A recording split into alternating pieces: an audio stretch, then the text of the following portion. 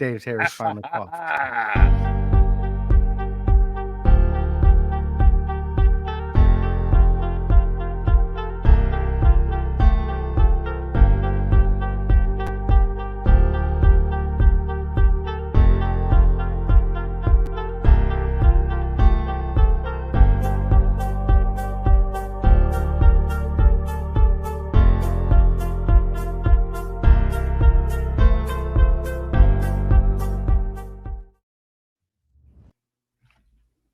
Good job, Tim. Hello and welcome to the Filter Free Podcast. I am your host, TJ Stevens. Problematic. Out of my left earbud. Getting off to a banging start here. Joining me, as always, Step ends. Dollar Bill Dave. I touched myself. I just need to clip that. Just Dave leaning forward. I touched myself. And Timmy C. Goo, goo, goo. Dave's is awesome, and he got a new hat, and it's hilarious. Are you drunk, yes or no? And it's marked on the right-hand side for both. Time limit draws get my panties wet. I love it. We've covered this butt wipe on a few different occasions. Butt wipe? You don't call people butt wipe anymore? No. I'm not 7. Good news is I've limited the producer's amount to screw us over this, so we're actually going to get to sing along with the songs now. You are welcome. You gotta fight for your right to party!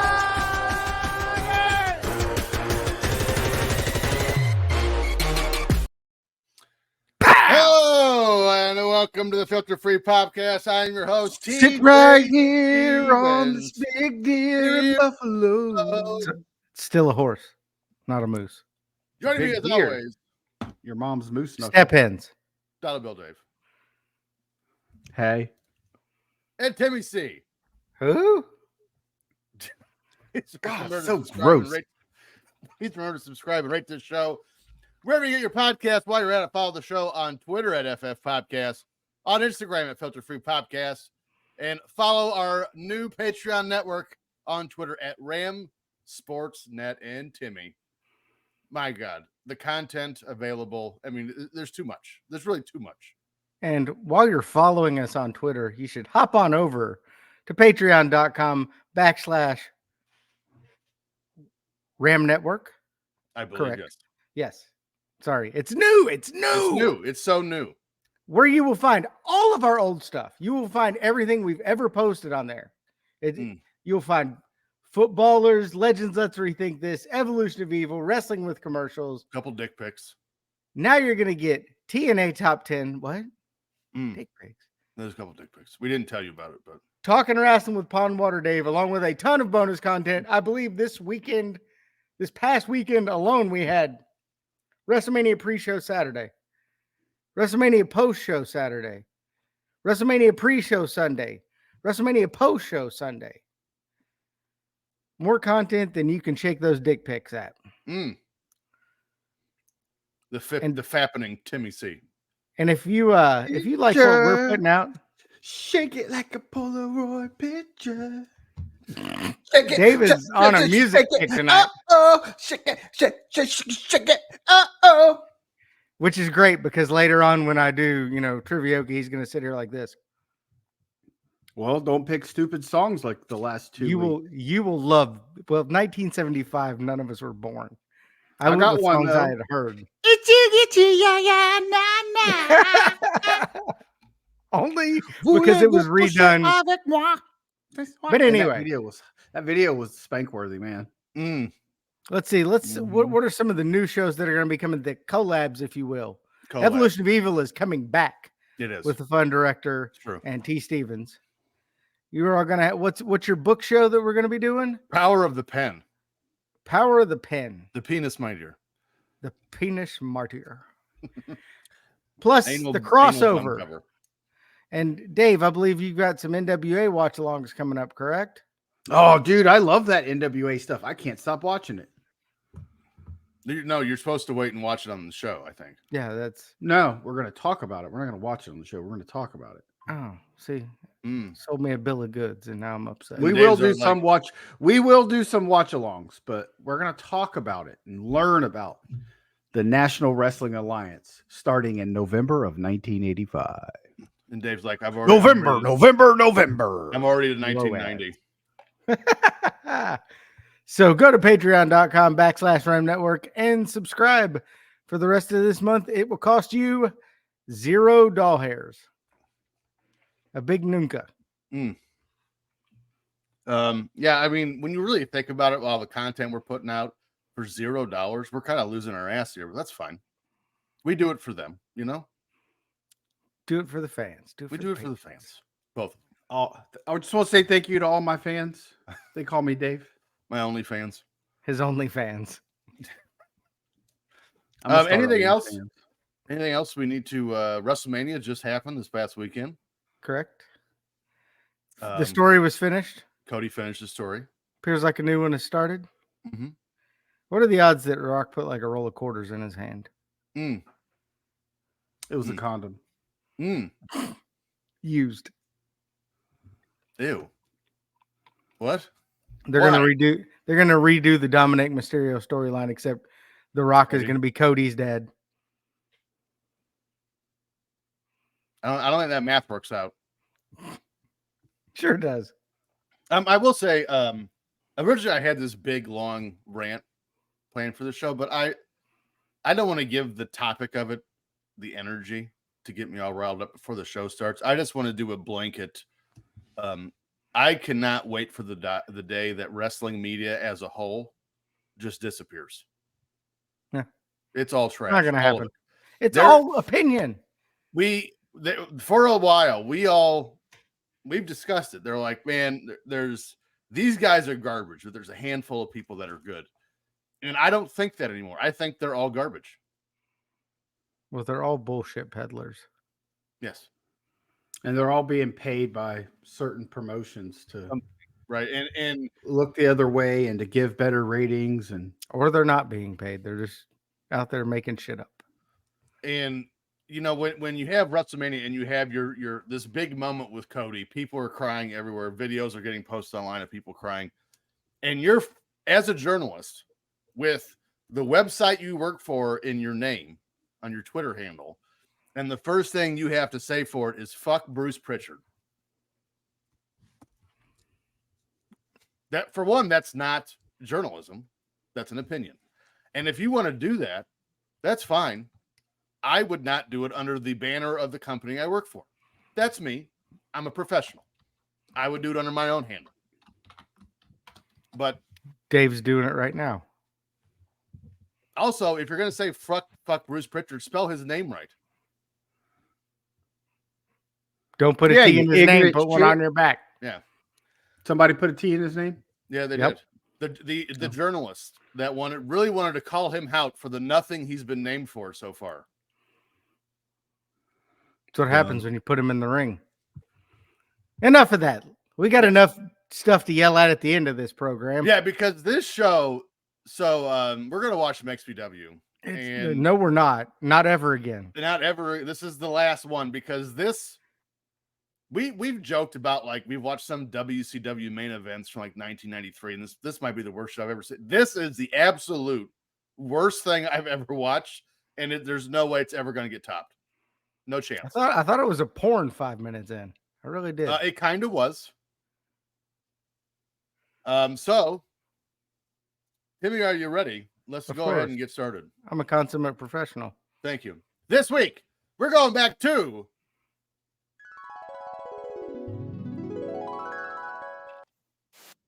Moscow Mule, April 13th, 2002.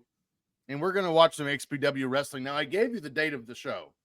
I do not recommend finding it on YouTube and watching Please don't. Yeah. Don't give them that viewing. because you will hate us for the rest of your lives. However, before we get to that show, let's see what was happening in your world yesterday. Let's run through some events filter free. Up first, Timmy.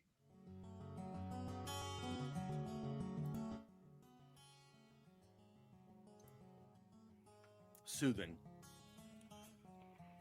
Stories that missed the cut. April 1st, Maryland beats IU 64-52 to win their first collegiate basketball championship in school history and their first title game appearance.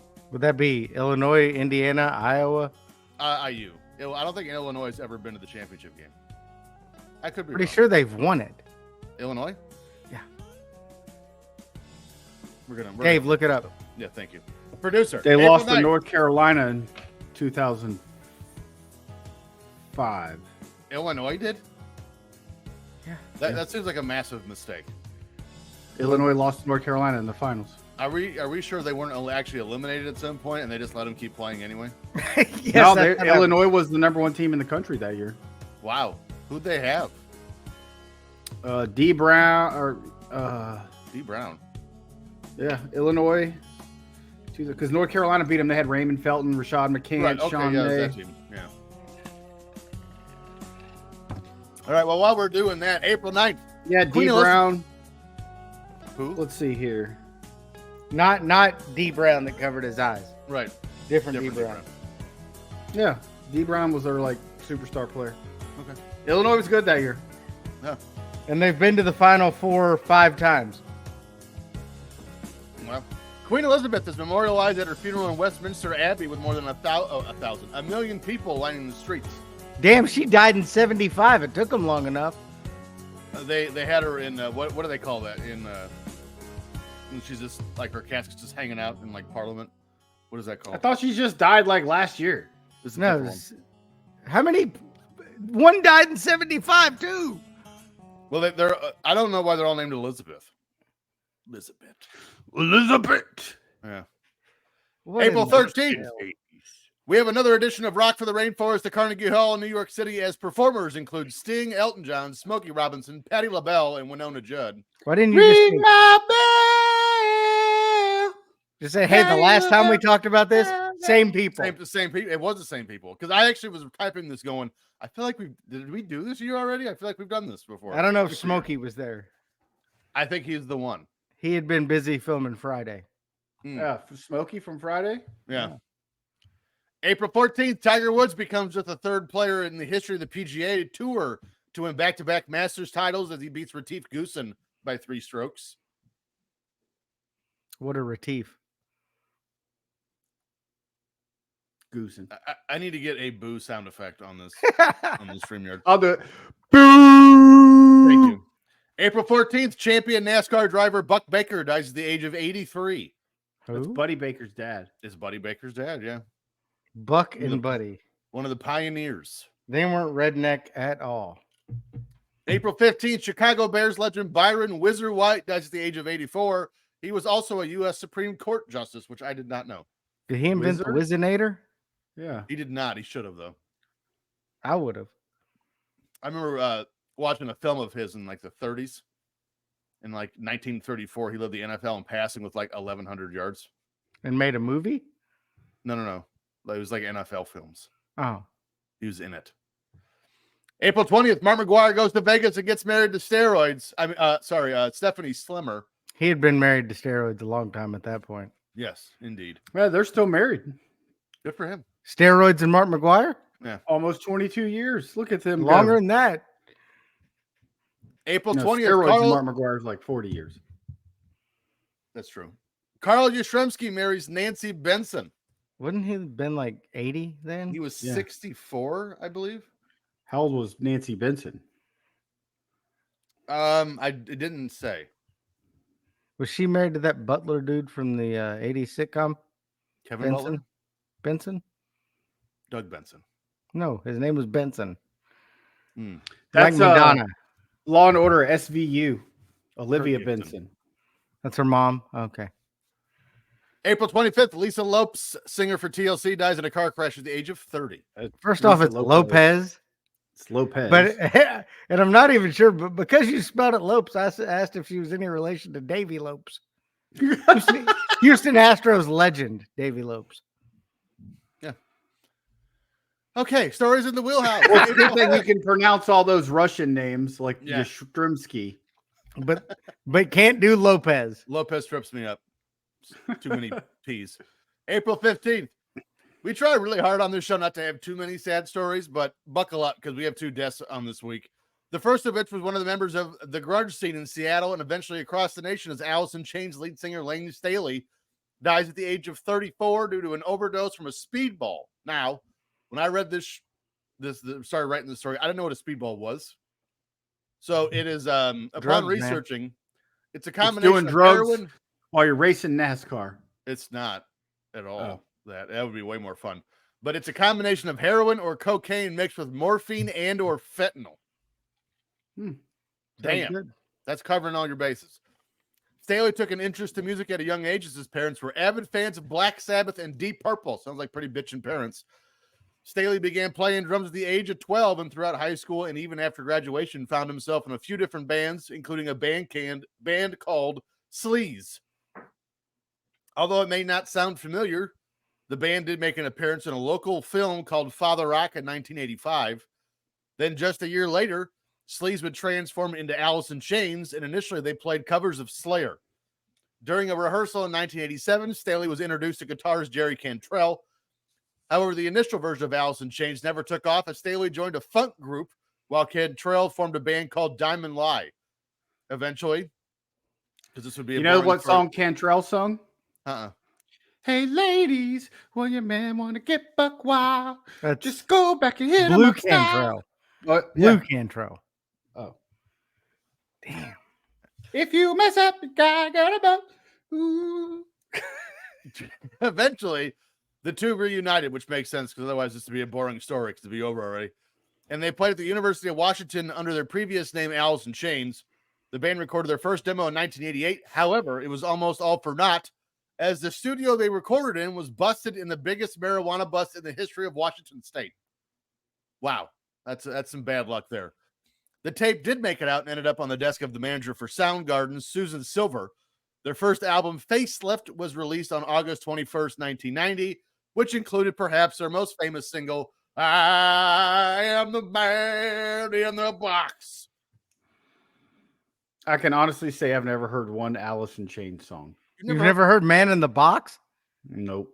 Wow. I'm surprised. Wasn't my scene, man.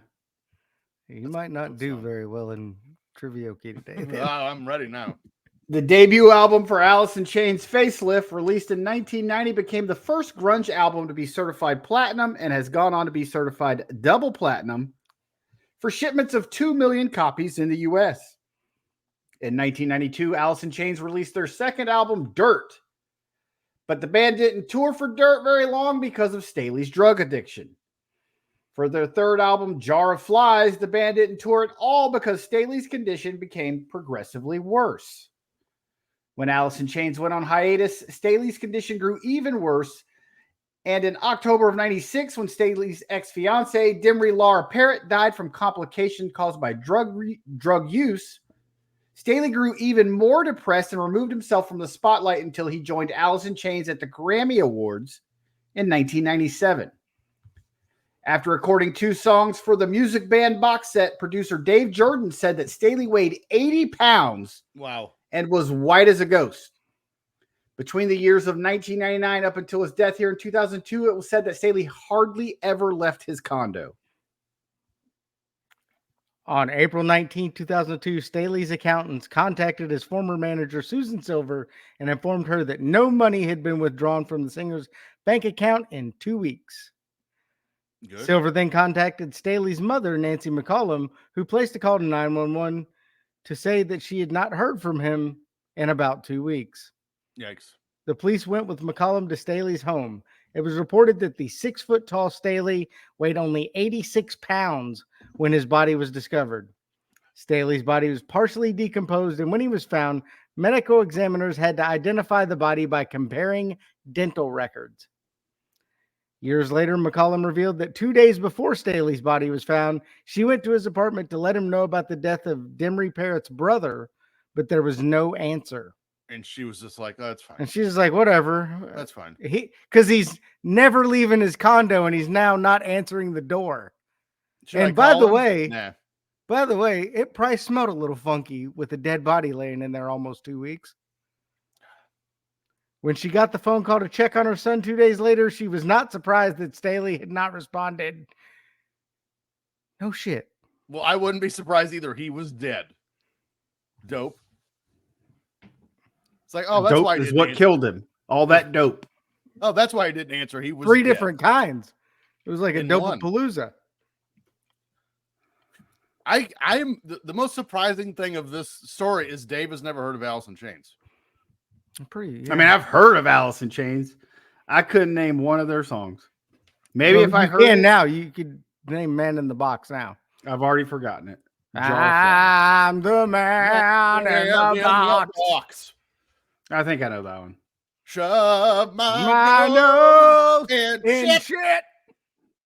Y'all know what's better than that? Won't you come? Hey, ladies, and want to get save wild? me? Just go back and hit them upside. I was fully anticipating Islands in the Stream right there. Jerry is the second best Cantrell that Dave I tell you all knows. about the time I got 100 on Islands in the Stream and Nintendo Wii. That's outstanding. I tell play us it the all. whole I play story it all right the now. time and think about you, Dave. Islands in the Stream. That is what we are. No one ever dreamed. TJ, go to the next one. Go. April 21st. It's time to head to New York City, specifically in Madison Square Garden. Well, the theater, anyway. As we talk about the NFL draft, another star-studded draft class with 3 Hall of Famers going in the first round and an additional 24 future Pro Bowlers. The draft had some interesting storylines going into it, including the Houston Texans picking a number 1 overall. Although that doesn't seem very consequential, and it seems like it happens every other year, the Carolina Panthers actually finished the previous season 1-15, which would normally mean they get first crack at the draft. However, the Houston Texans were an expansion team, which gave them the first pick. I'd have been pissed. Carolina made it work. We'll get into it. However, the Houston Texans, that's the same sentence I just read. In fact, the Texans had the most picks with 12, while the Chiefs, Dolphins, and Jets had the least picks with only 5. Well, you're trying to field a team of 53, so 12 picks doesn't seem like a lot. I actually remember their first expansion draft where they get to pick veterans that aren't claimed by teams. Their first pick was Tony Baselli, and I don't think he ever played it down for him. He got hurt. The guy from Who's the Boss? No, the Jacksonville Jaguars tackle. Hey, yo. Oh, wait. Hey, yo. So how would an expansion team go about using their first pick? He made the Eagles back in the 70s. No. Tony Maselli? Tony Danza. No, he played for the Cardinals. That was Mark Wahlberg. No, that was Donnie Wahlberg. Whichever. Oh, yeah. They own that hamburger shop now. Wahlberg. They all look alike. They do. So how would an expansion team go about using their first pick? The new franchise tried to waste no time finding their franchise quarterback in the form of Fresno State quarterback David Carr. Carr stood out in his senior year at Fresno State, throwing for 7,458 yards. By the way, this is 1 year. With 46 touchdowns and 9 picks with a completion percentage of 62.7. Even actually, it seems impossible. They threw for 7,500 yards. I think I mixed some numbers there. Even with his stats, there's no way. Even with his stats, his conference being the WAC took a hit to his Heisman hopes as he finished 5th behind Joey Harrington of Oregon, Ken Dorsey of Miami, Rex Grossman of Florida, and winner Eric Crouch of Nebraska. With a loaded Heisman Classic quarterback, I'm sure they all went on to have fantastic NFL careers. The best throw Dorsey ever had was his headset in the Buffalo Bills offensive coordinator booth.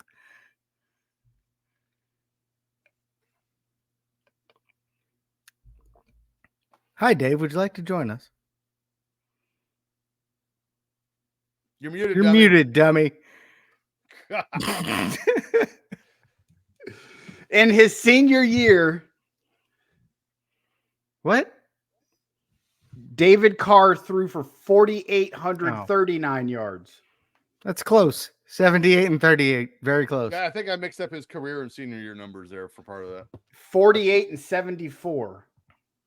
Yeah, I was going to say 75,000 or 75,000. 75,000 yards. That's a lot. Even for a career in college. Unless you're Bo Nix. What? After finishing the 2001 season 1-15, the Carolina Panthers, the Carolina Peppers, the Carolina Panthers stayed in state for their first round draft pick, selecting University of North Carolina Tar Heels legend Julius Peppers. Peppers was an absolute stud on the football field and even played basketball at UNC.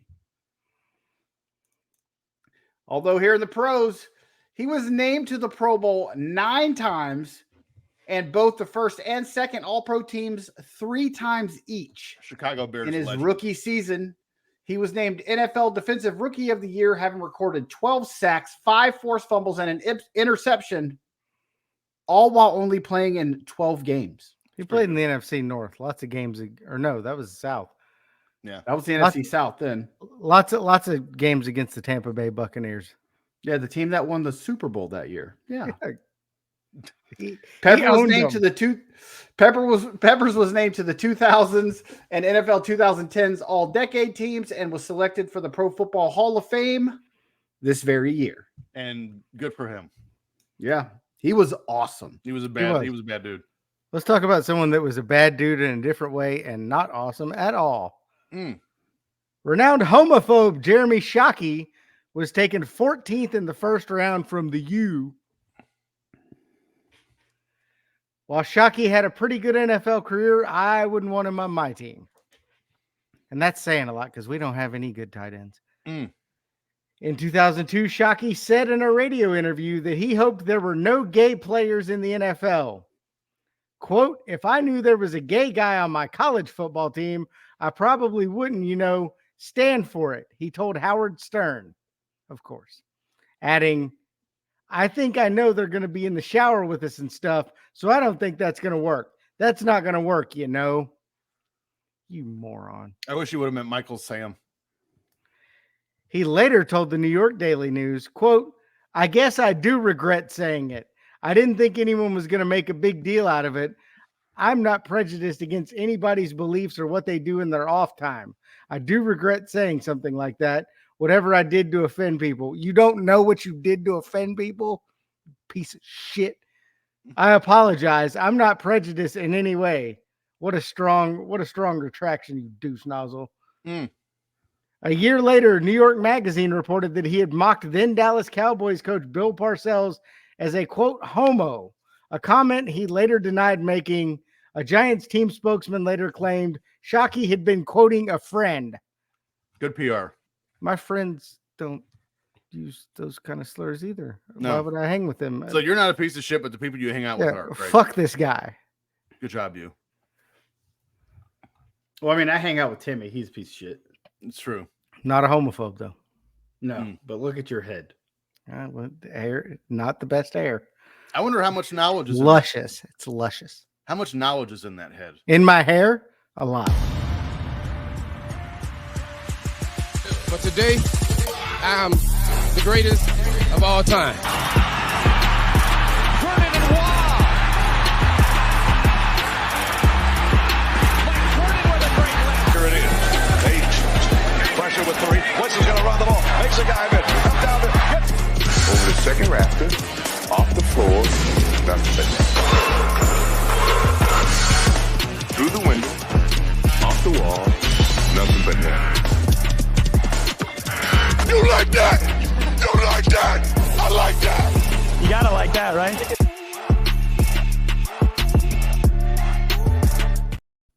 Now I can't stop looking at his damn teeth. You gotta like that, right? You gotta like that, right? So I'm a little surprised because this is Sarah episode just told me I have amazing hair. She full of lied. shit. Either that or she's got glaucoma. Yeah. What is that? Ocular degeneration. I always see commercials about. It's ocular degeneration X. Yes. Thank you. Degeneration X. So I'm a little surprised. This is the third week of April, and right now it is 3-2, Dave. Yeah. Right chair. It's 4-2. Why is Dave making up numbers? Why do I only have 3 up here? Go back and listen to last week's show. I It's won 3 2. hours long. You're trying to overfill him with information. That's true. I So- won. It's 4-2. Okay. You're right, because you went 3-1 last week. You're right. So in 1975, we're Why going do to our start. friends not know we're recording? Huh? Nothing. All of our Okay. friends are messaging in group chats and not watching us. You don't mute those? No. Oh, I do and catch up randomly. I don't need to be notified every time you guys make fun of Pond Water. I'll catch up later. So, passing touchdown leaders 2002, Timmy. How many do you think you can name here?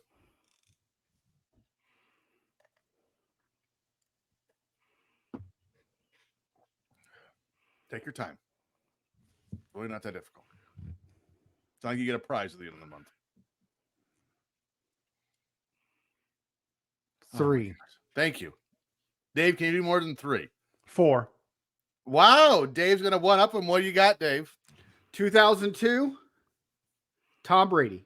Led the league with 28. Brett Favre. Tied for second with 27. Brad Johnson, Tampa Bay Buccaneer legend. Tied for 8th with 22. There's 3. Peyton Manning. Tied for second, 27. Timmy, you need 5. So Steve of the rest of McNair. the list. Steve McNair tied for 8th, 22. John Kitna. No. Here's the rest of your top 10. Cincinnati Bengals legend, John Kitna. All tied for 8th with McNair and Brad Johnson. Chad Pennington had 22. 7th, Drew Bledsoe, the Buffalo Bills, 24. 5th, Rich Gannon and Trent Green had 26. Did you just say Drew Bledsoe? Of the Yes. Bills? Of the Bills. Never in a trillion years would I've gotten that one. I wouldn't Tied have for- got the team. You ready for Hold one? on, hold on. Was that the year? It was the guy from the XFL, Tommy Maddox. Tommy Maddox. Yeah, He hate that's me? it. No. Are you No, ready for the That's Rod Carew or Rod somebody. Smart? Speaking of Yeah. guys that you wouldn't have got, tied for second with Favre and Peyton Manning, Aaron Brooks of the New Orleans Saints with 27. No, I would have. Yeah, Aaron Brooks. That's right. So, Dave's already up. It is now 5-2. Timmy, 4-2. You just said it was 3-2. he won 3-1 last week. It's 5-2. Right, I now. won 1-0 the week before. Dave, rushing yard leaders. Rushing yard leaders. How many can you name? 2002. Shit. 4. Timmy, can you do 5? Do that shit. Ain't no All way. right, here we go. I might have stretched myself there. That's what she said. LaDainian Tomlinson. Second, 1,683. Second. Priest Holmes. Third, 1,615. Fred Taylor. Ninth, 1,314. Need one more.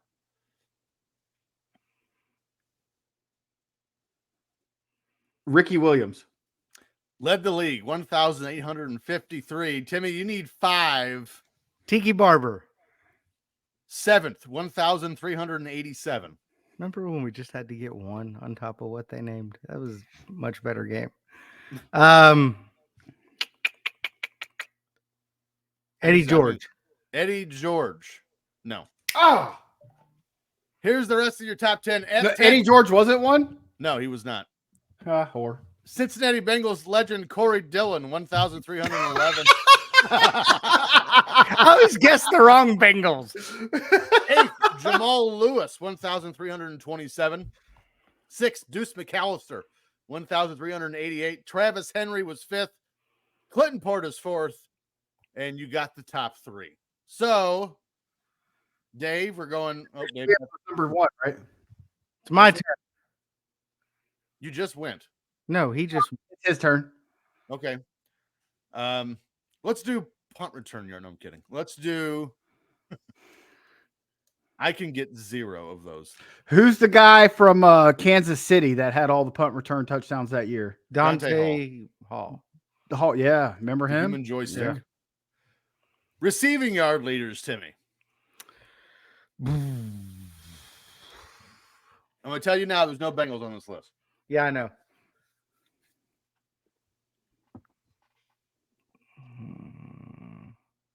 Go 4, whore. That rhymed. I enjoyed that.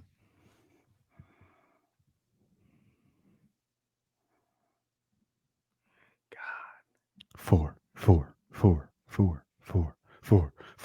2. 2 is where he's going with. Dave, can you do 3?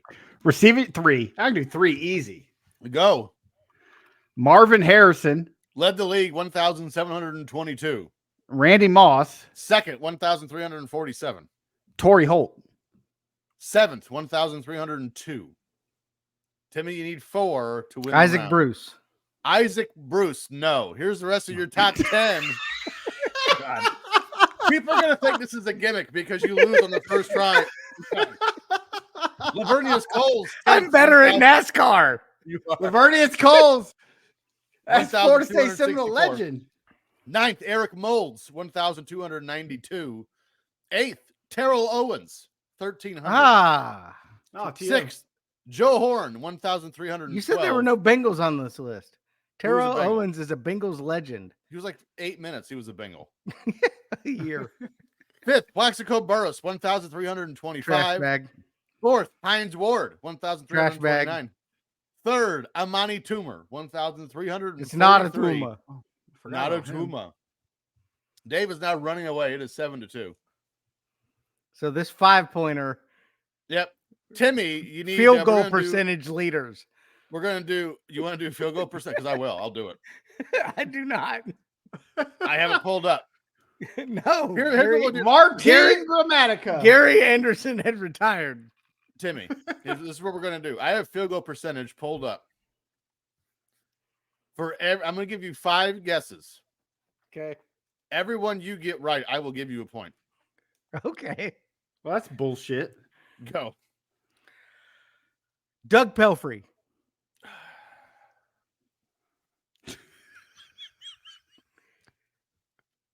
I'm Mike- giving you points. Mike Vanderjack. 0 for 2. Much like Vanderjet. Martin Grammatica. 10th. Yeah. 82%. I gave him that one earlier. It doesn't count. Nope, that's a Dave point there, whore. You don't get to steal points for my guesses. You stole my guess. Oh shit, who's the Patriots guy? He was really good. He's on You that can remember list. his name. He led the league. Yeah, he's on that list. What the hell's his name? I hated him for so long. I still do. And then he 'Cause went he to is- the Colts. Because he did. There's a Bengal on here too. That's why I said Doug Pelfrey. No. I can't think of the other guy's name. He's got red That hair. was the though. long snapper, you idiot. I'm giving you 3 points and you can't get 1. I did. I got one. No, that don't count. I'm not giving you Martin Grammatica because Dave literally just said his name. Gary Anderson's not one, but his brother is. Morton Anderson. There you go. 5th, 84.6%. That's a half point. They're stealing all my points. You got 2 more guesses here. Who the hell remembers kickers from 2002? It was your idea. I was kidding. No, I didn't. I think one of these guys is still in the league. Sebastian Janikowski. Nope. One more guess. You're terrible at this. Do I get a point? Sure. Bill Grammatica. No. Adam Vinatieri. Led the league with 90. I'm not That's giving the you that, Terry. dickhead. That's him. 9th, Jason Hansen. 8th, Ryan Longwell, the Green Bay Packers. 7th, of the Cincinnati Bengals, Neil Rackers. I 6th, gotta have not got him. Matt Stover of the Baltimore Ravens. 4th, David Akers. 3rd, John Carney. And 2nd, Jeff Reed. I would have got 0 of those. And I would have got Vinatieri. So I got 1 point. Grammatica. Half point for each one that I got right. Yeah. Luckily, that is the end of Box Score Trivia because, No, let's do sacks. Come on, Timmy. now I got to get it. Go ahead and talk it through for a second. Well, you get to pick your I jokingly brought my category. For everybody I name in the top 10 of sacks, I get a point now. That's how this is fair. Okay, go. You had right. the 5-point lead. That sounds like a you problem, not a me problem. By the way, there's 11 people in the top 10. All right, so I can get 11 Impossible. points here. Well, no, I'm going to give you 5 guesses I gave Timmy. Simeon Rice. 2nd, 15.5.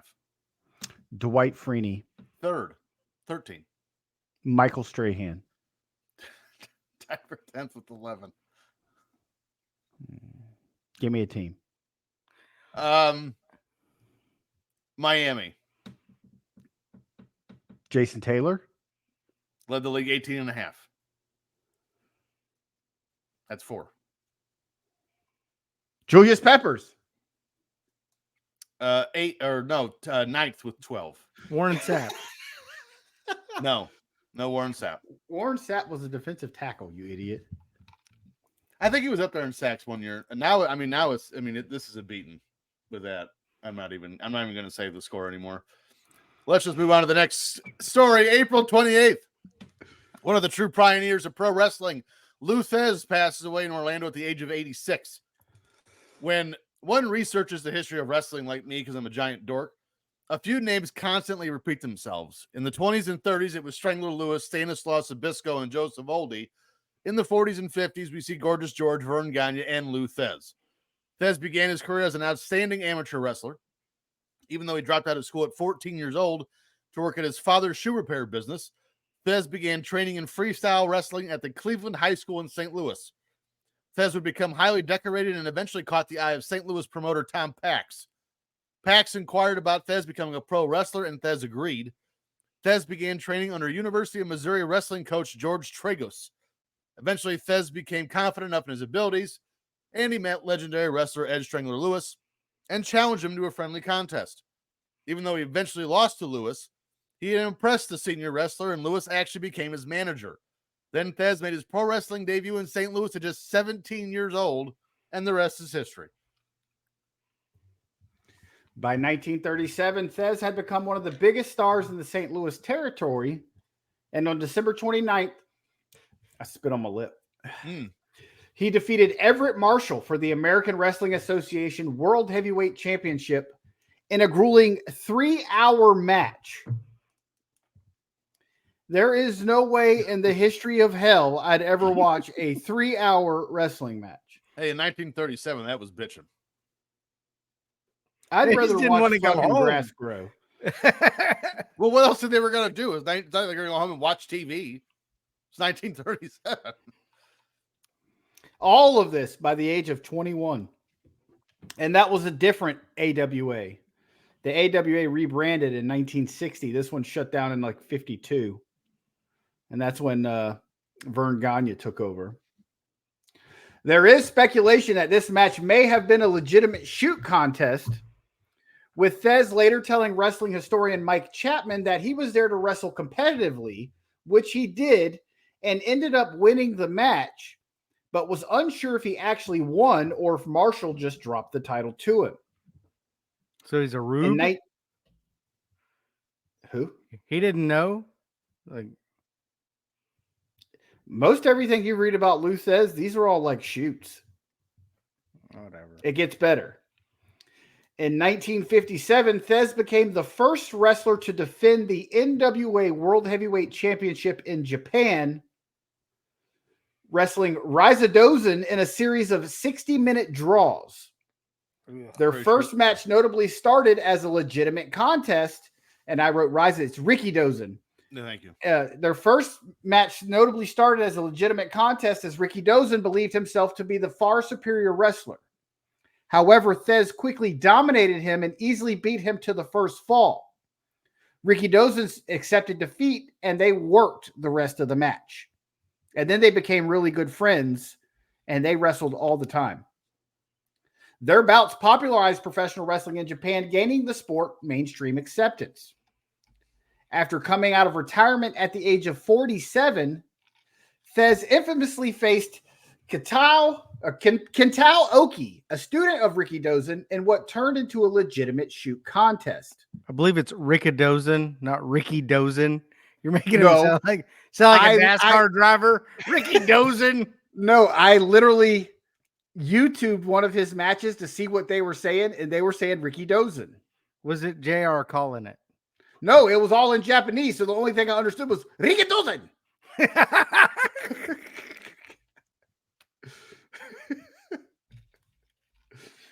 Originally scheduled for 3 falls, Oki shot on Thesz in the first round. Oki's move to shoot on Thez ended things fast as Thez wounded him to the point that Oki had to be stretchered off. Don't mess with him. I don't know what to tell you. Fuck around, find out. Don't start no shit, won't be no shit. This is strongly considered by many to be the greatest professional wrestler of the 20th century. Professional. Sorry, it's hard to say that. Is credited with inventing a number of professional wrestling moves. Now I'm nervous every time I come upon it. And holds such as the belly to back waistlock suplex, later known as the German suplex, due to its association with Karl Gotch. The Lou Thez press, I'm shocked he invented that one. Step over toe hold face lock, the STF, and the original power bomb. In 1999, his name was given to the George Tragos Lou Thez Professional Wrestling Hall of Fame for professional wrestling stars with a successful amateur background, and the International Wrestling Institute and Museum in Waterloo, Iowa, where he was an inaugural inductee. In 1999, a large group of professional wrestling experts, analysts, and historians named Thez the most influential NWA World Heavyweight Champion of all time. Obviously, they never saw Nick Aldis. In 2002, Thez was named the second greatest professional wrestler of all time, behind Ric Flair in the magazine article Fuck Nick Aldis. 100 Wrestlers of All Time by Joe Malinaro, edited by Dave Meltzer and Jeff Merrick. I'm going to guess if Meltzer was editing it, Thez was originally number 1 and Meltzer just took some liberties. On April 2nd, 2016, Thez was posthumously inducted into the WWE Hall of Fame as an inaugural member of the Legacy Wing. I was there. Were you? Yep. It was in Dallas. I was there. 32. By the way, I have some really bad news for Dave. His worst nightmare has just come true. I just found this on the YouTubes on accident.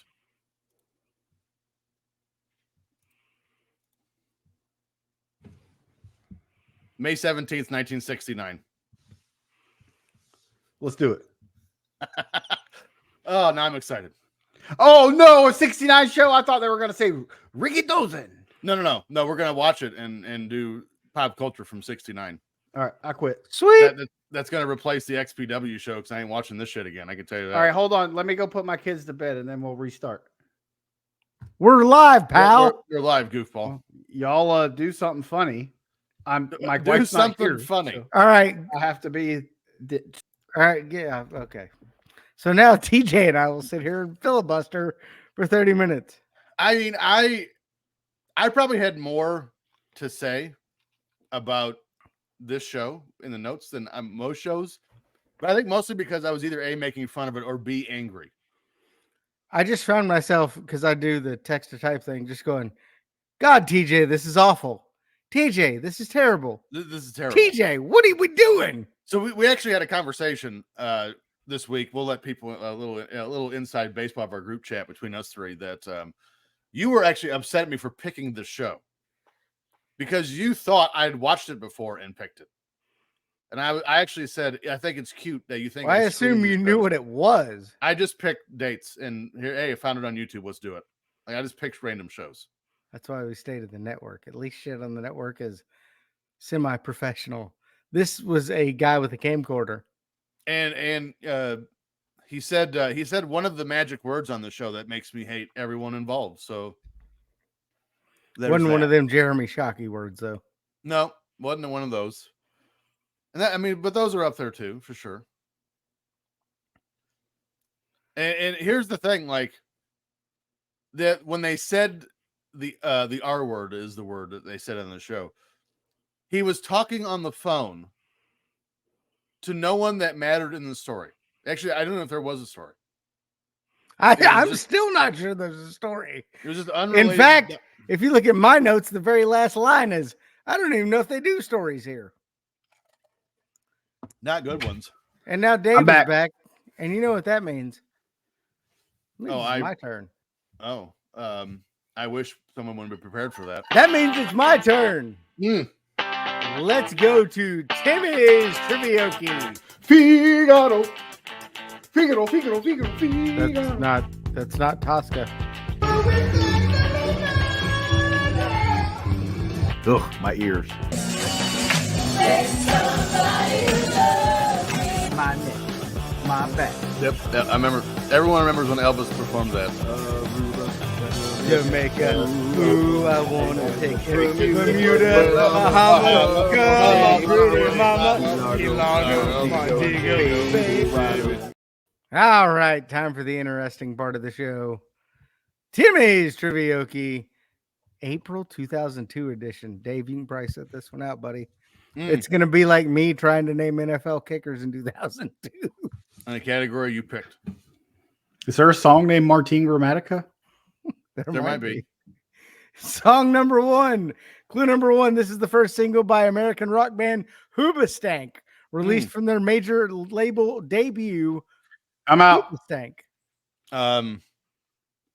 The Reason. No, but that is at least a song. And the by reason Hoobastank. is you. Not, it was too. Not a perfect. Clue number two. person. The song was released as a single on October 2nd, 2001, a new NU metal song. The single was their breakthrough hit and their second most successful song from their debut album behind the second hit, Running Away, which I've not heard. I knew this one. I did not know that one. I saw the sign. I opened up. I know the song. I just can't think of the name of it. Clue number three, it reached number 3 on the modern rock tracks chart, number 7 on the mainstream rock chart. I'm going to be very upset. Make me understand. Oh, I wouldn't have got this one. I've been crawling in the dark, looking I know for the song, but I answer. forgot this was Hoobastank. Never heard it. I've been crawling in the dark, looking for the answer. It sounds so much different than The Reason, because I was just like, that's the same band. Yeah. Never heard it. All right, Dave, going into your wheelhouse, a bunch of sissy foo-foo bullshit. Song number 2, clue number 1. This is a song by Spanish singer-songwriter Enrique Iglesias from his second English language studio album, Escape. Oh, I I'm love just the gonna sit here for this one. Well, of course you do.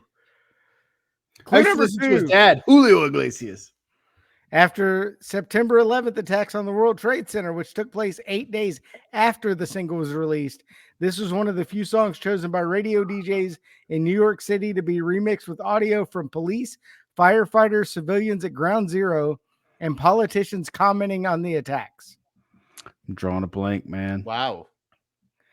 During a 2013 radio interview with Ryan Seacrest, he stated, "I went back to when I was 17 in high school, and this might be cheesy, but I thought about what would be the song I want to slow dance to my prom date with." Nerd. He is a nerd. I mean, Yeah, but he was banging Anna Kournikova. be your hero, baby. Oh, my Lances. I can kiss away your pain. Hole on my cheek. Why do you have a colored pencil so close to you? That's a pen. I'm sitting at my desk. Oh. And he's an artiste.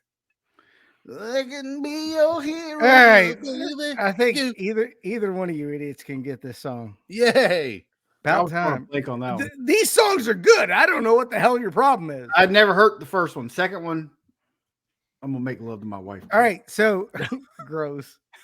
So wait a minute. You like the Nintendo Wii karaoke thing? Yeah. Crawling in the Dark was on it. I got 100 on it. I didn't play that one. I didn't know the song. I was like, Hoopastunk. What is that? Stunk. Finger stink. What? I don't want to do that. Song number 3, clue number 1. This is a song by American rock band Linkin Park on their debut album Hybrid Rolling. Theory, Paper cut. and was released as the album's 4th and final In the single. end. No. I can be. Well, that can't be it twice. Yeah. You stand far as I can go. Oh, there's only one you should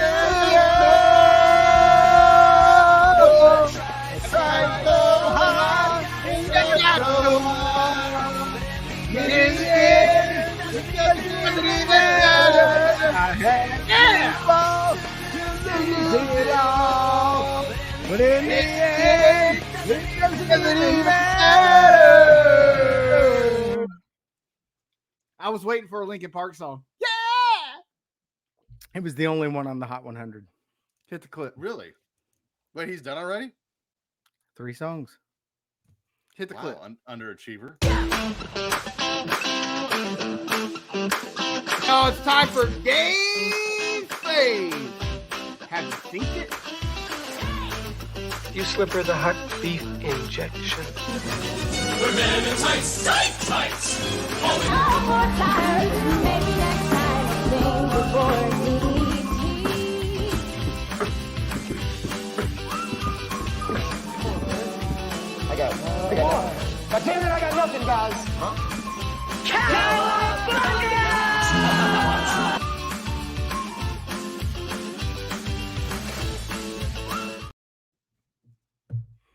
We're tied 3-3. Uh-oh. Pretty sure there's some cheating going on with that too. I don't think 4 so. movies this week. Seems legit. Movie number A, cricket fingers. With a budget of $60 million. Movie number A this week grossed more than $180.6 million at the box office. This is an American action adventure film. A desert warrior rises up against the evil army. Scorpion King? The Scorpion King, T.J. Steppins. This is the first leading role in a film for The Rock. Dwayne. Dwayne T.J. Johnson. There she is. Hey, she's here. I just stopped in to say hi. Where are you this week? Pennsylvania. What? Nobody goes there on purpose. What are you doing there? I texted Paulie today and told I was him going to say she's visiting Paulie B. Dave, you're losing your wife. Probably be on the toilet right now. You can see him back there. I just had an amazing Dropping dinner, a y'all. deuce. Where'd you go? That's a great question. I don't even remember the name of it. But it was phenomenal. Like one of the best places I've been. They gave you, so you get there, so we had appetizers. They give you they gave us an ahi tuna and this little fancy cup as like a pre-appetizer. They brought you out warm hand towels. They brought you out a sorbet as a dessert, like just because to cleanse your palate. It was pretty awesome. I'm in. So You and I had had me sea at bass. ahi tuna. I had ahi tuna and I had sea bass. Well, if there's sea bass on the menu, we know you're getting it. It was phenomenal. And it came with green beans and even they were cooked soft. Oh, which soft was nice. I was going to say, do you often get green beans that are just raw coming to you? No, but sometimes they're kind of al dente and that's not my jam. That's true. All right, you want to like- play Have You Seen It, honey? How do I play? You just guess the movie after the clues. We're going to Oh, guess the I'm- movie and you're going to tell us if you've seen it. Here we go. Movie number B with a budget of $5 million. That's not good. 2002. Did we? Movie number B this week grossed more than $38.3 million at the box office. Pretty good. This is an American comedy film. The most popular guy on campus meets a beautiful journalist who makes him realize Van that Wilder. maybe he's afraid. Van Wilder. TJ Stevens Ooh. kicking your ass, Timmy C. Can we go I back love to the it. 80s, please? I do love way Van better Wilder. at those. All right, here's a big one, guys. Here we go. Movie number C with a budget of $5 million. Wow, we're still kicking ass here. Movie number C grossed an astronomical $368.7 million at the box office. I thought you were going to say 1,000 for a second. Yeah, that was last week or 2 weeks ago. What was it? With an unknown budget, they grossed $312,000. $5 million. They grossed $368.7 million at the box office. In 02. Listen carefully. This is a romantic comedy film. A young Greek woman falls in love with a non-Greek. My big fat Greek wedding. DJ Stevens again. 3. Damn. 3-0. And I've never even seen that Suck movie. at this. Me either. Honey, have you ever seen My Big Fat Greek Wedding? I haven't seen any of the movies you're talking about. You've but never that seen Van should surprise Wilder? you. Dave, how has she not seen Van Wilder? So He doesn't know hold on. who. Well, honey, He these doesn't- movies came out 8 years before we met. Well, He's never time heard out. of Let's have a Alice in co- Chains.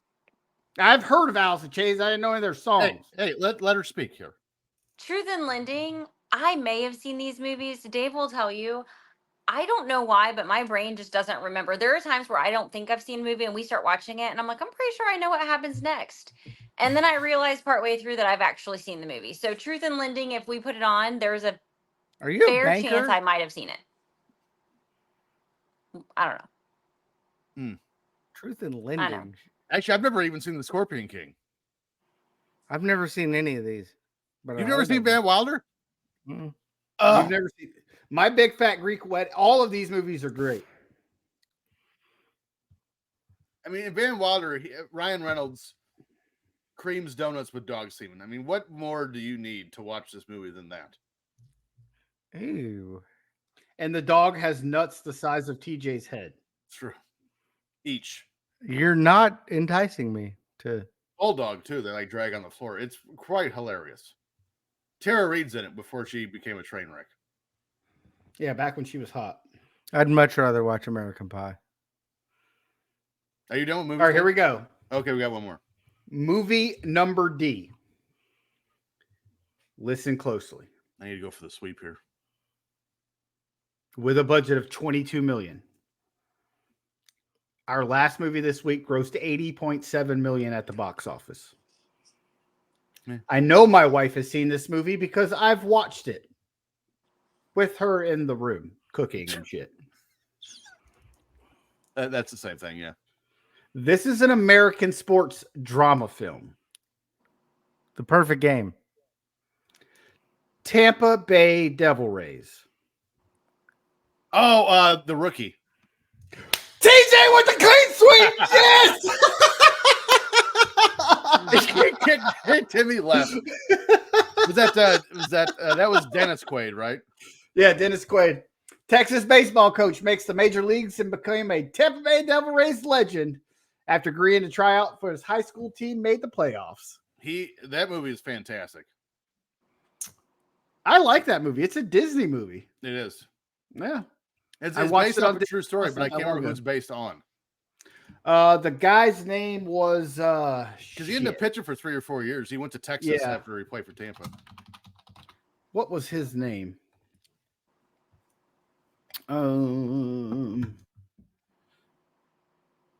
Jim Morris. Jim Morris. That is right. Yeah, Jim Morris.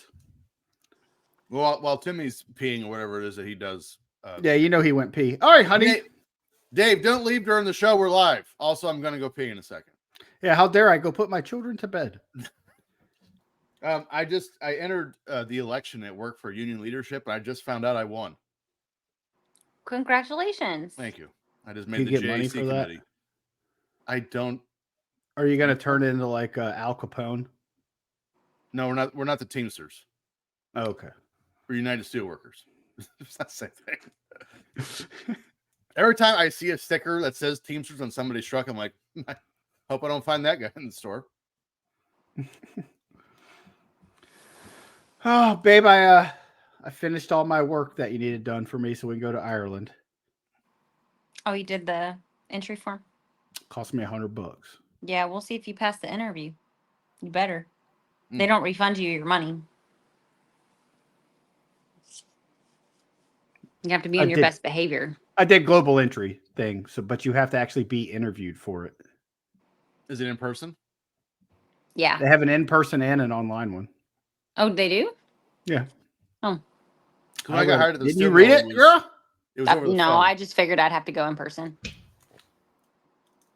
I think our oldest child is deaf. Her TV is so loud. Where's she watching? Van Wilder? She was watching Full House when I went in there. Also You've good. made her deaf, by the way, because you've made us all deaf because you Huh? keep the TV so loud. Well, honey, I'm deaf, okay? I got the paperwork to prove it from the VA. Update. I'm deaf. My yearly hearing test is next week. I'm excited about that. Do you have to sit in the booth and? It is here's it's that not a only do I have beep? to sit, not only do I have to sit in the booth with the headphones on and listen for the beeps in complete silence, it is the tiniest booth I've ever seen. So, Oh yeah, you're hunched over, just staring at your toes. There's a window in there. I don't know why. What are you looking at? The cabinets are in front of you. Maybe it makes you calm so you're not claustrophobic since you're in such a tight spot. That could be. it's usually dark, so you can't even see anything It's anyway. dark. You're just. Well, this is in the nurse's station at the mill, so you're literally looking at the supply cabinets in front of you. Like, you know what? This reminds me, I need Band-Aids for my desk.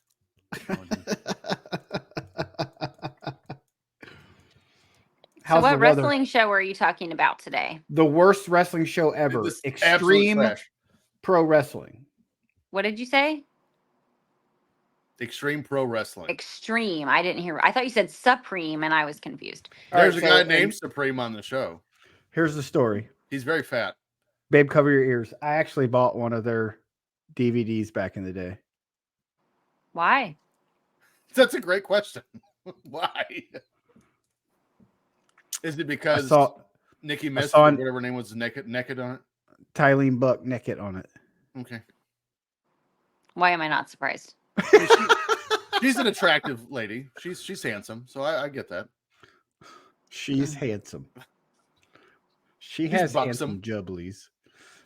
Or what was it? Major Guns? Yeah. Major Guns, yeah. And I love that. I saw a late night thing for it. Like watching TV one night. Extreme Pro Wrestling with, what was her? Tylene Buck or whatever. And I was like, oh shit. And then I went to a store and it was there and I'm like, well, got to see them nipples. Let's do this. And now you can for free on Pornhub.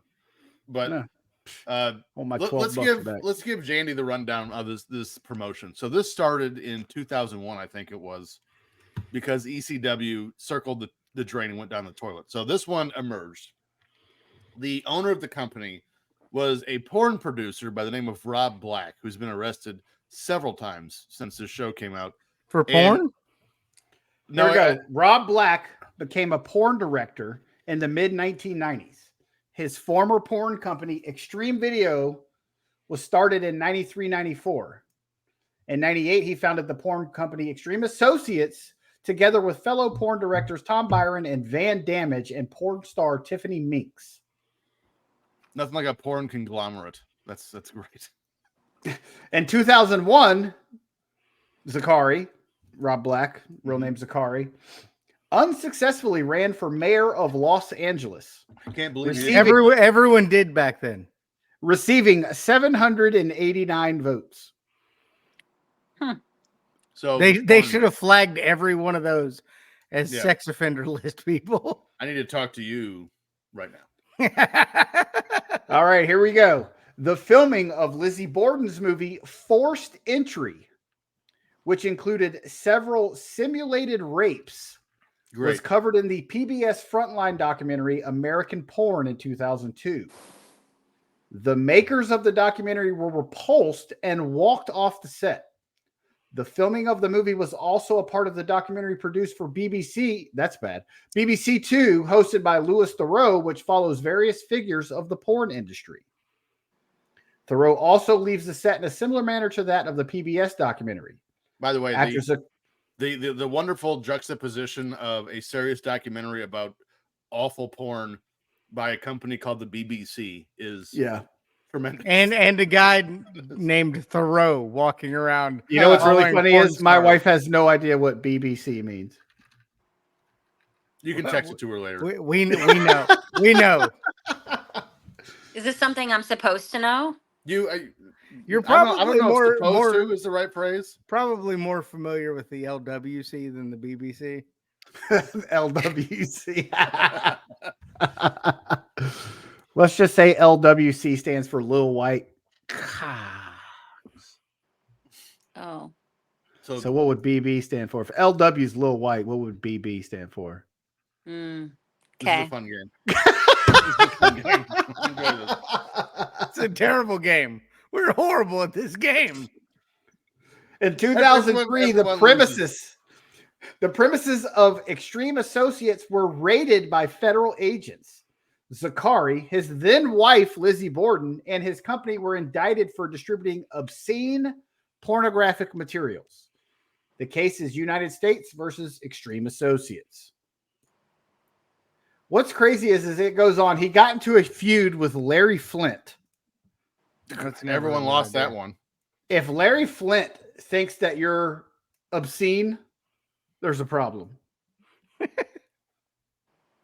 Zakari and his wife ultimately were both sentenced to 1 year and 1 day in prison in 2009. In late September, the couple began serving their prison sentences. This is the best. Zakari at La Tuna Federal Correction Institution. Stinks there. La Tuna smells like stripper. It smells like all his movies. It's also covered in glitter. He was very comfortable there, actually. But this shows you how stupid he is. Instead of reporting to the intended minimum security satellite facility, Zakari mistakenly reported to the prison's primary facility, where officials placed him in solitary confinement for nearly a month because it was the only space they had available. He was supposed to go to minimum security of that dumbass. He was supposed to go to the country club and ended up in real prison. I love it. He's solitary. In March 2013, Zakari revealed on his radio show, The Rob Black Show, that he was actually placed in solitary because he was mistakenly designated as a sex offender because of the obscenity charges. He was. He has a radio show? I'm sure he probably owns the station. I would hope. It's WBC. It's probably a shitty podcast. Could you imagine like a radio production, a radio station so desperate, like, man, we really need some new content. Hey, I know there's this porn producer that was arrested like a few years ago because he was making shit that people and he made terrible wrestling. And he had the world's worst wrestling promotion. So it right here. In March 2013, Zakari launched The Rob Black Show on Blog Talk Radio. That's not real. So it is. It's a podcast. Yeah. The Daily Beast called him porn's dirty whistleblower for revealing unsafe practices on set, business arrangements that exploit former performers, and common sidelines such as porn talent agents working their charges on escort sites. What? So he literally gets arrested for making people think he was filming snuff films, essentially. Mm-hmm. And then he becomes a whistleblower. And like, look at all these unsafe porn practices. And how are all the guys not like, yeah, it was you, dummy. He also owns and operates an American cheeseburger restaurant. Nope. No chance. I'm going there. Is it called The Grind? And he owns and operates Extreme Gifts, a store specializing in adult and marijuana products. Why? At some point in your life, you think like maybe it's time for me to try something new. You know, I'm just not maybe made out for. By the way, if you're just tuning into the show and you have no idea what we do, we've been talking about porn for the last 20 minutes, which is new for the show. We've never done that before. I had to put my kid to bed. I'm sorry. Well, I mean, we did do Long Dong Silver or one of those guys, didn't we, one time? John Holmes. John Holmes, right. There you go. But that's because he killed somebody, not because of his giant shovel dick. That was something else. He had BWC, honey. And HIV and STD. He had GWC. It wasn't just me. It was G. He was like Scarface in real life, but also it was rated G for ginormous. But what do you say? I'm actually embarrassed to talk about the show in front of Jandy because I don't want her to think less of me. Yeah, Jandy, you should go to bed. Stay on. It's this. Maybe I'll go take a shower and go to bed. This will make you want to take a shower. Definitely. Absolutely. Yeah, this show was bad. They even said the R word. They did. I mentioned that, and I'm probably going to get pissed about it later in the show. What year did it come from? 2002. Oh, it's not that old. I mean, it is old, but not like the 1970s. Only 22 years old. Jesus. So but last time you guys were back in the way older than that, right? The last show we just did, 1975, and somehow they did not say the R word, but this trash bag did. But they did have a Nazi salute. They did have a Nazi character. And lots of midgets. named Waldo. And I am not going to be recording one of the shows in May, honey, because they're going back to 1969. I'm out. That is founded May of 1969. I ain't watching wrestling on the radio. We're So- gonna get to cover Woodstock, man. Fun is What? in next week's show. We're covering the last game that Kareem Abdul-Jabbar played. May of '69 was the month he was drafted. I can't wait. How do So you we come get- up with these years? Do you just like put them in a hat and draw one out to see, or Pretty like much. do you let your listeners vote or something? Like how do you They get to decide? vote. They get I to can tell vote you, for the if watch they along voted, show. they wouldn't have voted for this shit. No, they would not have. They're probably upset with us that we Hey, picked. Bumwine bought the Lizzie Borden XPW DVD. I had the Tylene Buck one. Wow, Winning. 2 perverts. One. That's why Well, Bumwine's my best friend. over on Instagram, Miss Jen is a little surprised that she popped on in the middle of our porn discussion. So she, her first comment: "Daily beef and porn" is what she. was she making porn at the time though? Jen, Yeah. you know, Well, we saw her OnlyFans. It's Jesus. Well, not Yeah. in 02. her only not- fans not for the enough. pic- She was only well, I guess she'd have been 27 All right. in 02. We've been putting this off long. Let's start this 27? shit I'm show 'cause it's kidding. going to depress I'm me. kidding. She's gonna punch me now. XPW Wrestling from April 13th, 2002. Bye, Dave's wife. You can sit Bye back and guys. watch us. Oh, Talk to you in 20 minutes. The announcers were Chris Kloss and Larry Rivera. We start the show with a highlight package with people bleeding profusely, Sandman smoking, a sensei blocking strikes without looking, a girl spanking some dude, and a Metallica song, which I'm pretty sure isn't allowed. But it's XPW, so no one's watching and nobody cares. As we continue, New Jack's on fire. Terry Funk is breathing fire. Major Guns is at the local fair. That's what it looked like anyway. Barbed wire. Some naked lady on a beach. Looking at this package, I felt bad for Terry Funk that he was a part of this ever. Apparently, this package is going to be long enough to get the entire Metallica song in here, and I guarantee you they downloaded it illegally off Napster. All right, here's the deal, TJ. I was excited about this. You said XPW, and I was thinking XWF. I was Jimmy also Hart's thinking organization? XWF, to be fair, when I wrote it. So when I clicked on this last night to watch this show, I was highly pissed at you because this was not the X Wrestling Federation. Well, luckily for you, this is the only one we're ever going to do. I had already told you assholes because I was watching it first. This actually But looks worse than Tim- ECW, and you guys know how I feel about Timmy's like, ECW. there's only one match on this show, and I'm thinking, fuck, they recorded like 28 matches. What are you talking about? And then I click on it and I go, oh no. Oh, not this one. And TJ, you mentioned Napster. How did Metallica not sue them? Because they sued everybody in 2002.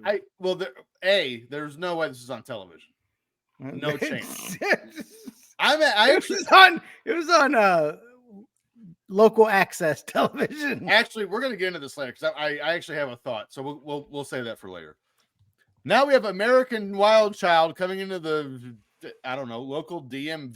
They don't really specify where he is, which makes it weird as he sits on a casting couch and asks for Calvin Klein. And then I found out later that was not Calvin Klein. Well, I feel weird because after all your porn discussion, I didn't know the background. All I said was, this promo looks like it's porn. Wait, you didn't Makes know? sense. You No, didn't I know? did not. Oh, I did not wow. know.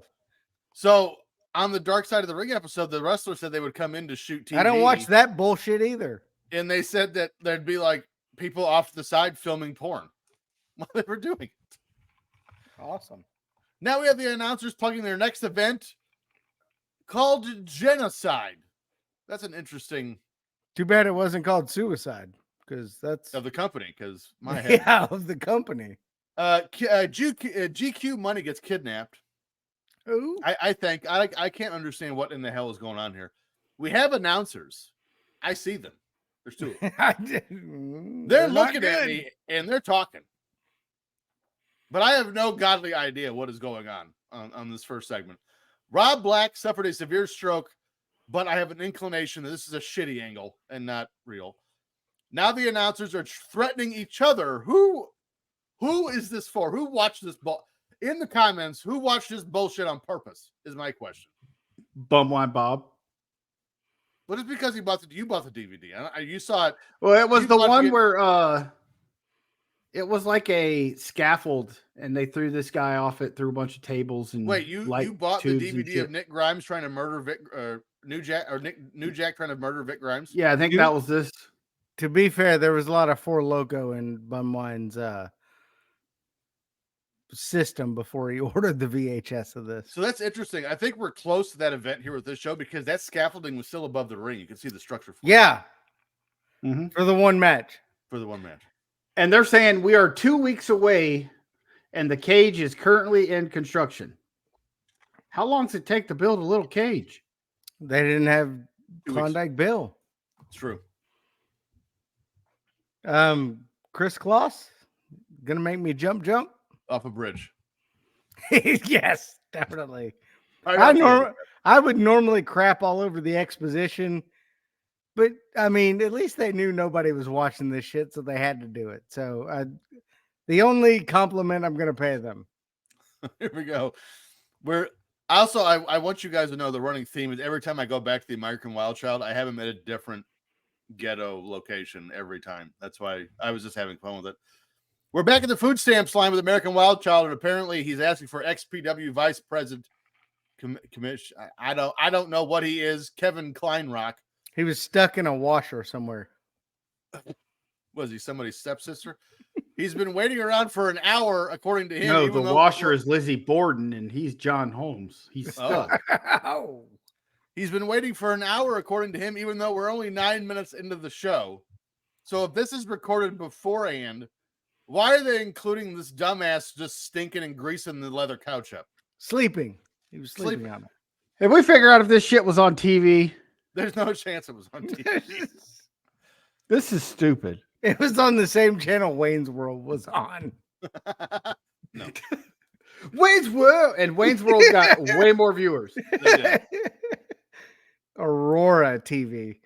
And agreed. TJ, we go back to that office. Guy's still waiting there. I'm not sure what's going on, why we keep going to it. But luckily there- for us, Is there going to be a chick stuck in a dryer? Is all I luckily wanna for know. us, this is the storyline throughout the show. So just hold in. Up next, we're plugging a DVD, and I might try to buy one just so I can get it in the mail and put it directly in my microwave.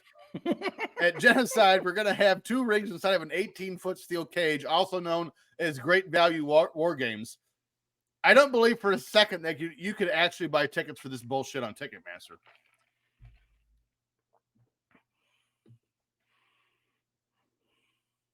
You're muted, dummy.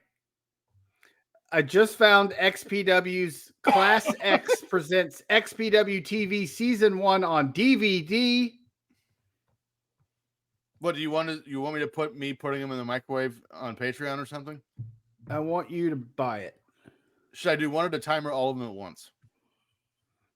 All of them. Okay.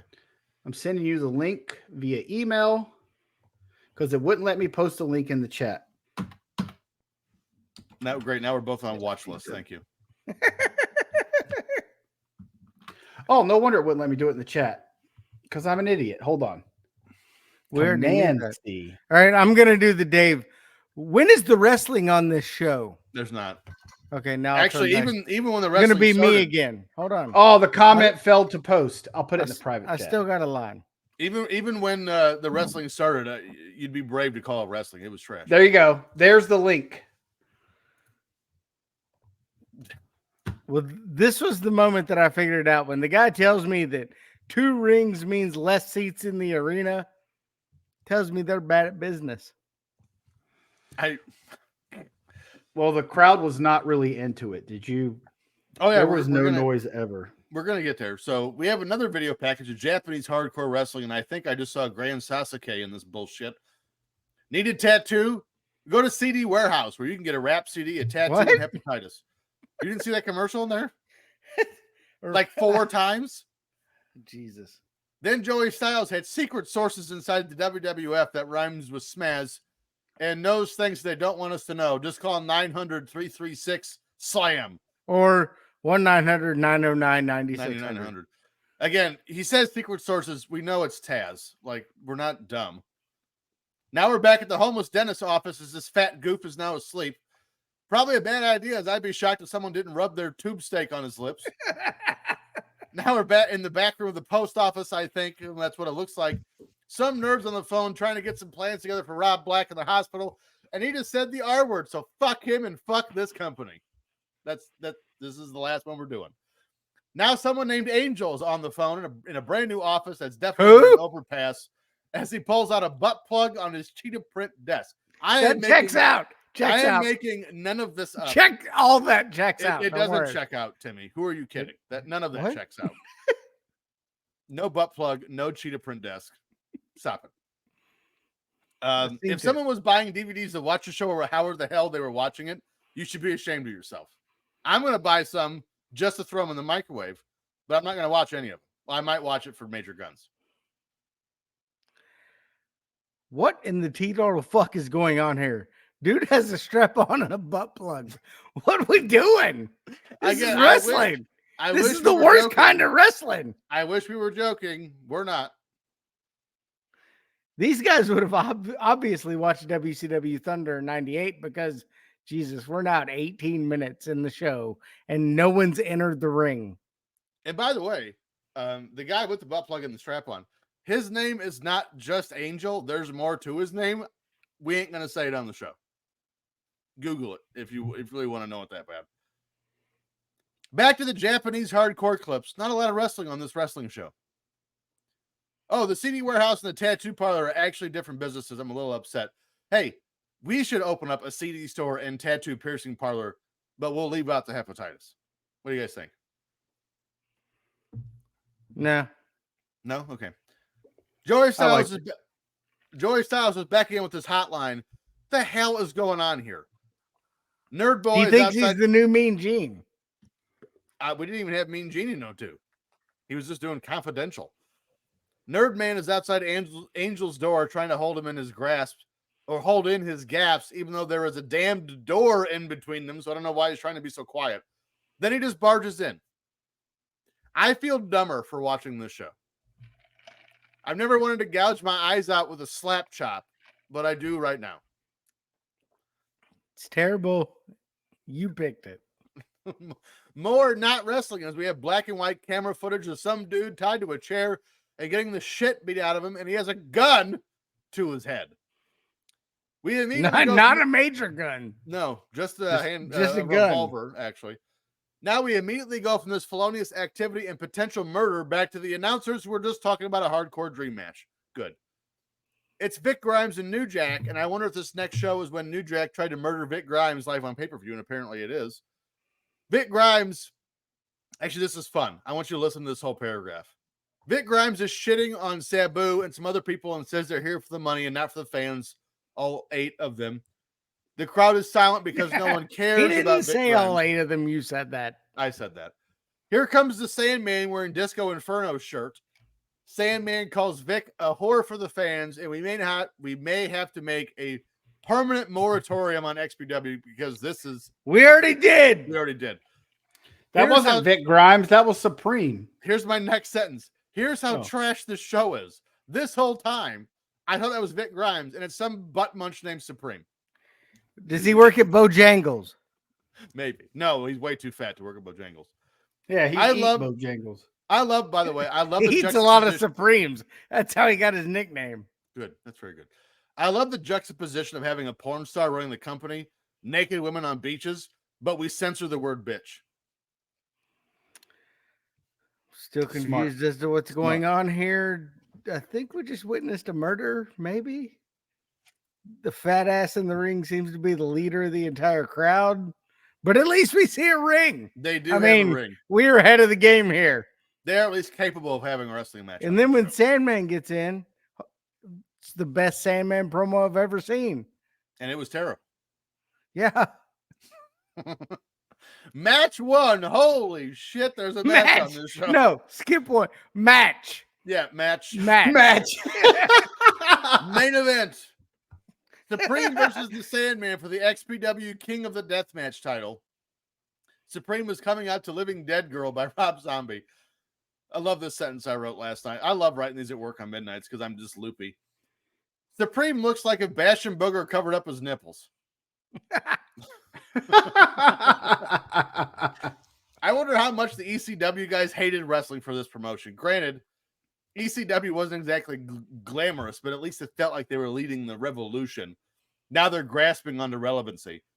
Sandman is essentially doing the opposite of the extreme gimmick that Cactus Jack did in ECW in 1995, but with one distinct difference. Sandman can't wrestle.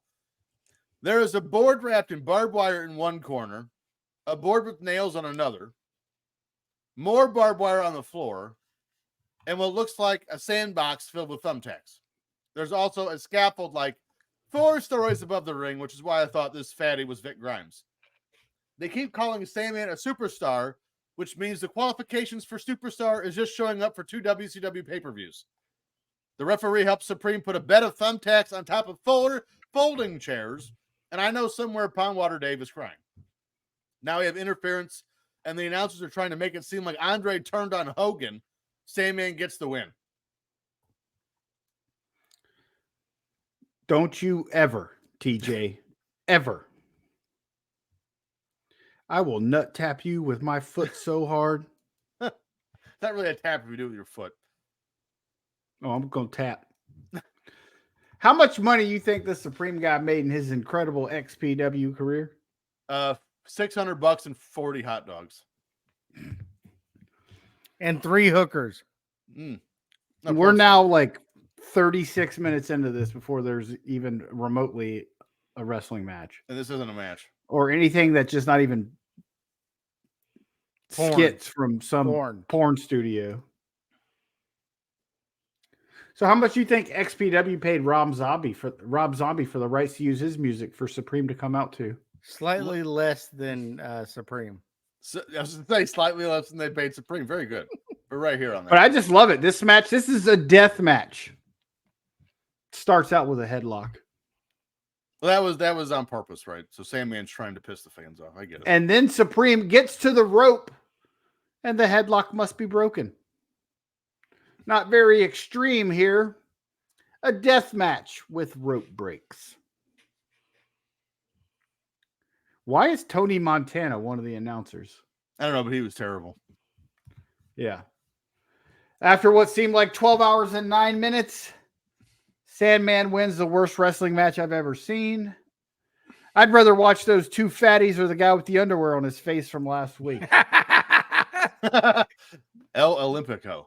When I tell you that that's Dave the never worst missed wrestling, 1975 so much.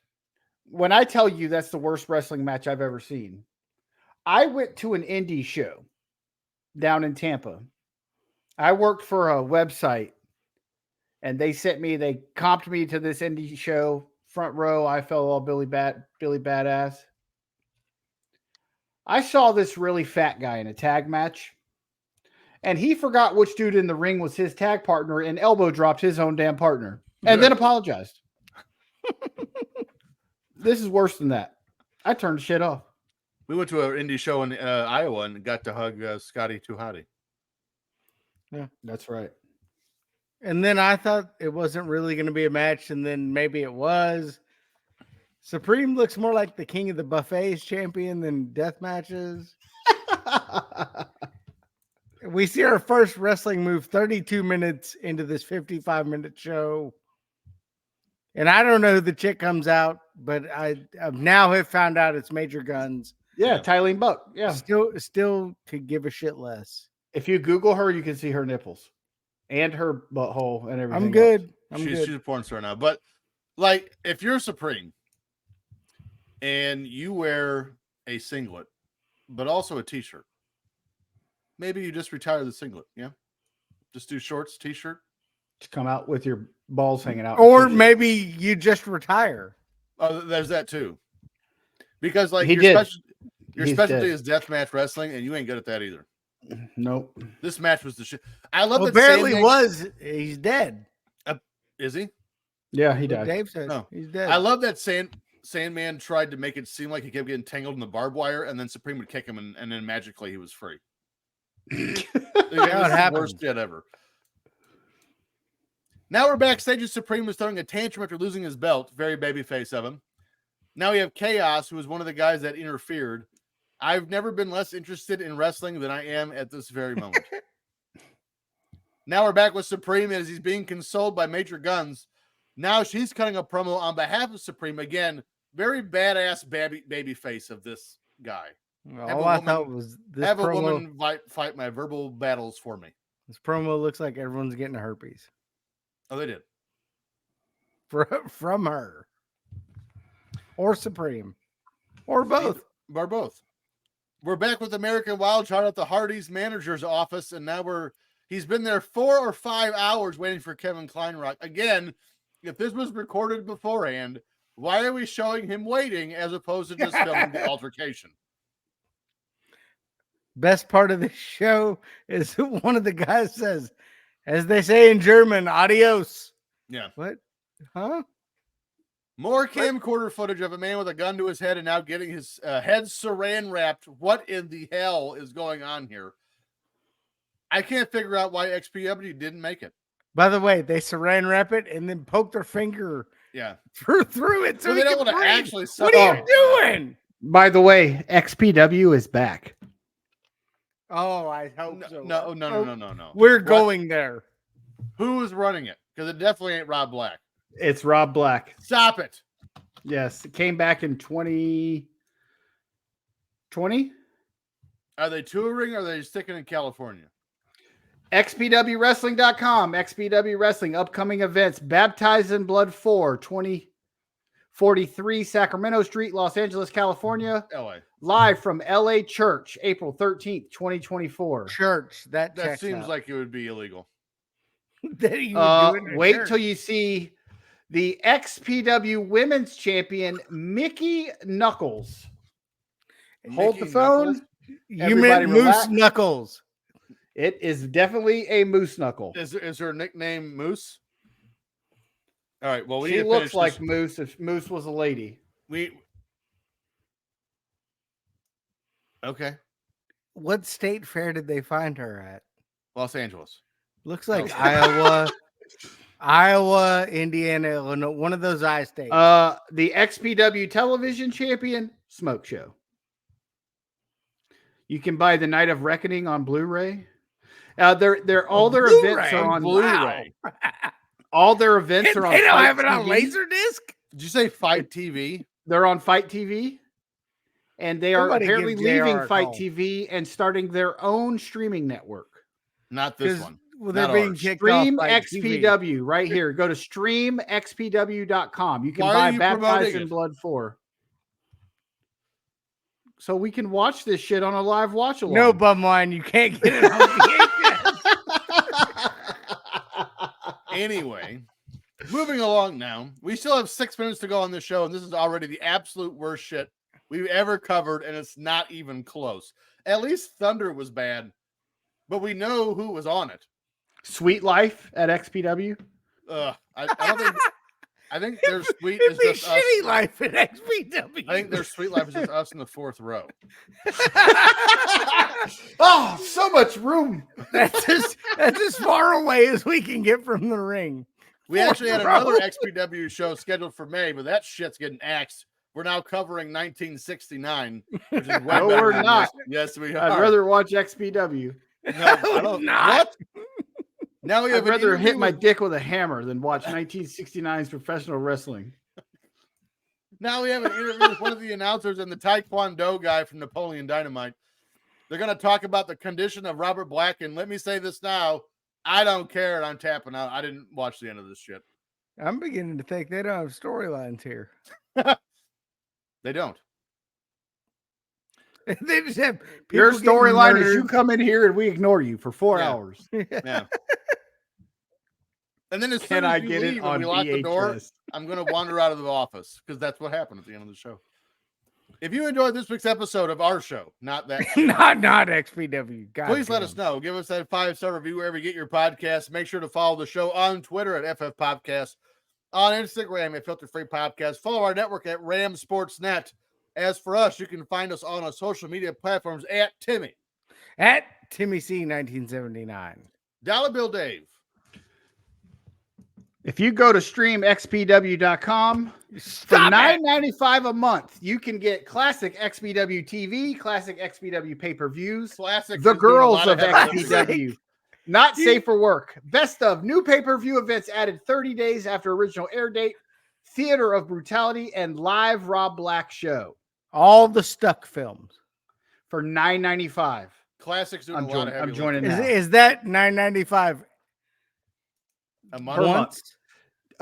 TJ, let me borrow your credit card number. I want to get this. Why wouldn't we just get it and then share the Just information? say Dave Oh. in the HSV, damn it. Follow me on X No. at Dave in the HSV. Next week, we're going to cover WCW Clash of the Champions 6, Rage and Cajun from April 2nd, 1989. By the way, according to our poll, WrestleMania 5 is running away with it. So that seems to be Yeah, our, I was our going to watch on. say. Well, Timmy, there's 5 weeks in April, so we still have to cover both of them. Well, I can't count. Math We is know. hard. You're not good at sports trivia either. MLB gets a new Junior commissioner Seau. for a minute. Kareem plays in his last game. Letterman goes stereo and so much more. This has been the Filter Free Podcast, and so long for now. Joke of the week. What do you call a man with no shins? Shin out of luck. I like that one. Tony. I can't wait till we cover 69 and we get Lou Alcindor and Kareem Abdul-Jabbar in back-to-back weeks. It's gonna be fab. I am not watching 1969. Nothing.